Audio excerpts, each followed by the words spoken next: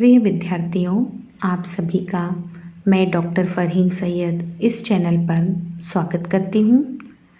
जैसा कि आप सबको पता है, हमने कक्षा 10वीं सामाजिक विज्ञान विषय के अध्याय 4 परिवहन, संचार एवं विदेशी व्यापार से संबंधित सभी वीडियो इस चैनल पर अपलोड कर दिए हैं और इन वीडियो के माध्यम से हमने पाठ्य सामग्री आप तक पहुंचाने का प्रयास किया है। अध्याय 4 से संबंधित पाठ्य सामग्री पूर्ण हो चुकी है। जैसा कि आपको पता है कि पाठ्य सामग्री पूरी होने के पश्चात हम महत्वपूर्ण प्रश्नों का एक संग्रह आपके लिए तैयार करते हैं, जिसे आपको गृह कार्य के रूप में करना होता है। गृह कार्य के इन प्रश्नों को आप PDF में भी डाउनलोड कर सकते हैं। आज के इस वीडियो में हम आपके लिए गृह कार्य के उन महत्वपूर्ण प्रश्नों को लेकर उपस्थित हुए हैं।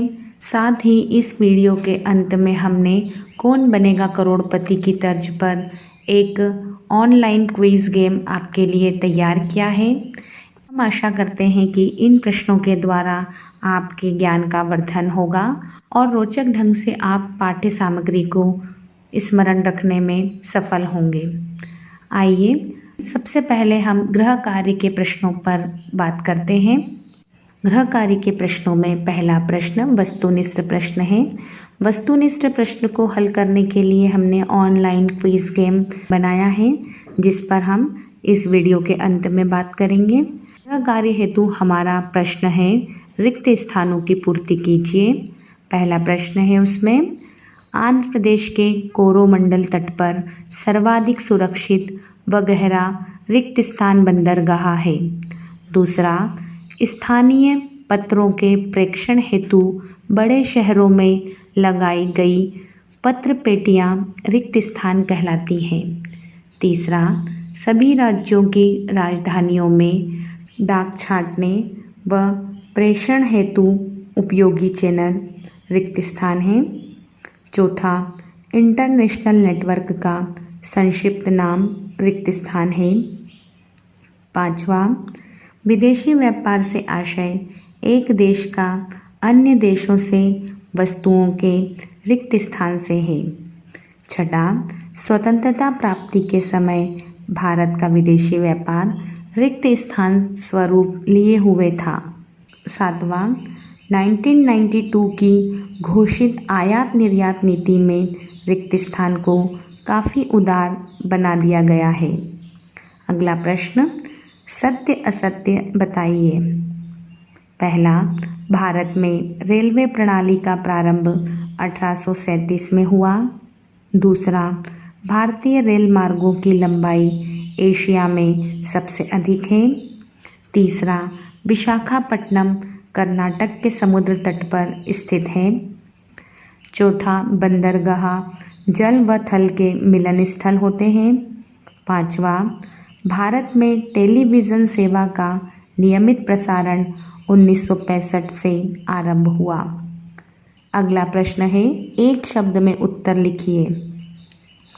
पहला, भारत में रेल मार्गों का विकास किस वर्ष में हुआ? दूसरा, पवन हंस की स्थापना कब की गई? तीसरा, सभी देश तार भेजने के लिए कौन सी सांकेतिक भाषा का प्रयोग करते हैं? चौथा, जब कोई राष्ट्र अपनी आवश्यकता की वस्तुएं विदेशों से मंगाता है तो उसे क्या कहते हैं? अगला प्रश्न है, जोड़ी मिलाइए। अ की तरफ विकल्प दिए हुए हैं। पहला, DD1 एवं DD2। दूसरा, खेल गतिविधियों का प्रसारण। तीसरा, आकाशवाणी। चौथा, मुद्रण माध्यम। पांचवा, IRS। इन विकल्पों का मिलान बी की तरफ दिए गए विकल्पों से करना है। बी के विकल्प हैं DD स्पोर्ट्स चैनल। दूसरा, 1957। तीसरा, समाचार पत्र। चौथा, कृत्रिम उपग्रह। पांचवा, दिल्ली। अगला प्रश्न है अति लघुत्तरीय प्रश्न। पहला, कोलकाता से 125 किलोमीटर दूर कौन सा बंदरगाह विकसित किया गया है? दूसरा, इंडियन एयरलाइंस का मुख्यालय कहाँ है? तीसरा, भारत में प्रधानमंत्री ग्राम सड़क योजना का मुख्य उद्देश्य क्या है? चौथा, परिवहन व संचार से क्या आशय है? पाँचवा, दूरदर्शन में विज्ञापन सेवा कब प्रारंभ की गई? छठा, अंतर्राष्ट्रीय दर्शकों को भारतीय सामाजिक, सांस्कृतिक एवं आर्थिक क्षेत्रों की जानकारी किस चैनल द्वारा प्रदान की जाती है? अगला प्रश्न, वर्तमान में रेडियो प्रसारण सेवा का नाम क्या है? अगला, भारत में दूरदर्शन के शैक्षिक चैनल को मुख्यतः किस नाम से जाना जाता है? नवा प्रश्न, भारत के प्रमुख अंतर्राष्ट्रीय जल मार्गों के नाम बताइए। लघु उत्तरी प्रश्नों में पहला प्रश्न है, मेट्रो रेल सेवा से क्या तात्पर्य है? दूसरा, आंतरिक जल परिवहन की प्रमुख बाधाएं कौन कौन सी हैं? तीसरा प्रश्न, बंदरगाह व पत्तन में क्या अंतर है? चौथा, सेल्युलर फ़ोन क्या है? पांचवा, इंटरनेट से क्या तात्पर्य है? छठा प्रश्न, उपग्रह संचार से क्या आशय है? सातवां, विदेशी या अंतर्राष्ट्रीय व्यापार से क्या तात्पर्य है? आठवां प्रश्न, विदेशी व्यापार संरचना से आप क्या समझते हैं? नवा, निर्यात संवर्धन एवं आयात प्रतिस्थापन में अंतर स्पष्ट कीजिए। 10वां प्रश्न, भारत के 5 प्रमुख आयात एवं निर्यात वस्तुओं के नाम बताइए।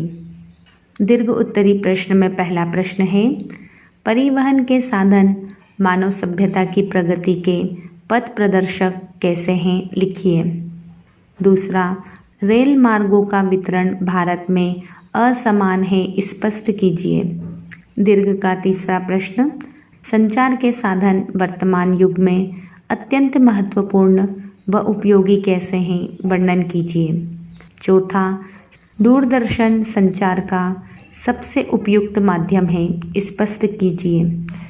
पांचवा प्रश्न, विदेशी व्यापार का आर्थिक विकास में योगदान बताते हुए अंतर्राष्ट्रीय व्यापार को प्रभावित करने वाले कारकों का वर्णन कीजिए।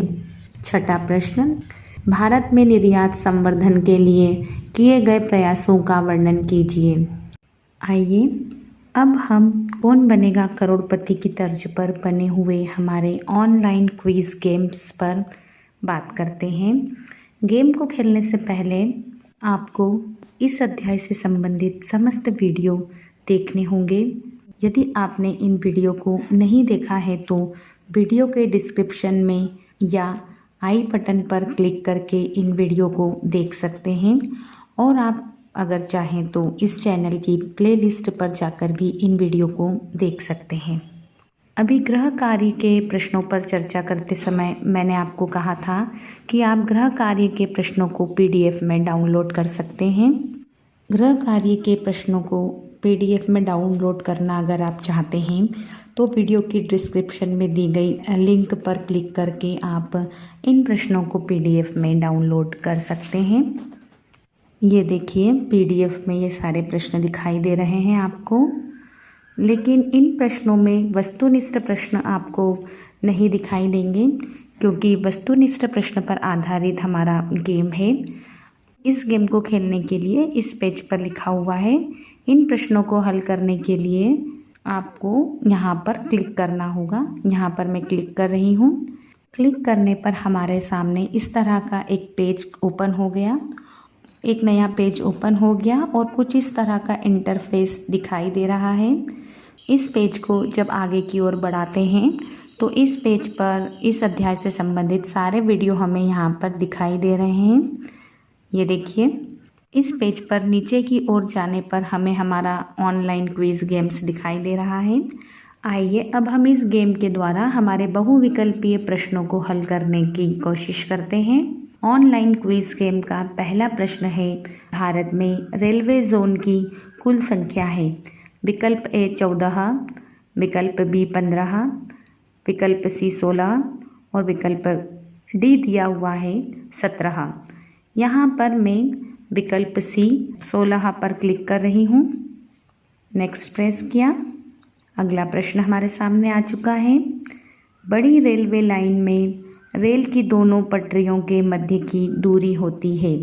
विकल्प ए 1676 मिलीमीटर, विकल्प बी 1000 मिलीमीटर, विकल्प सी 792 मिलीमीटर और विकल्प D 1560 millimetre.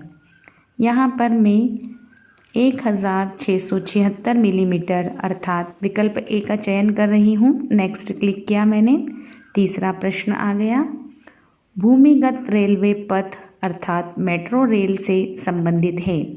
Bengaluru, B Kolkata, सी अहमदाबाद और डी भोपाल।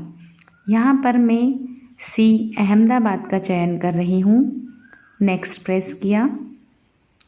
चौथा प्रश्न हमारे सामने आ चुका है, गैस पाइपलाइन है? ए विकल्प बरौनी हल्दिया, बी बरौनी जालंधर, सी नहरकटिया बरौनी, डी हजीरा जगदीशपुर। यहाँ पर मैं ए का चयन कर रही हूँ। नेक्स्ट प्रेस किया मैंने। अगला प्रश्न, मुंबई बंदरगाह के दबाव को कम करने हेतु विकसित बंदरगाह है?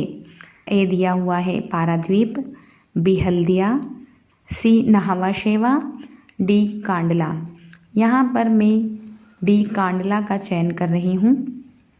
नेक्स्ट प्रेस किया। अगला प्रश्न, विदेशों में रह रहे लोगों से बात करने हेतु भारत में उपलब्ध दूरसंचार सेवा है?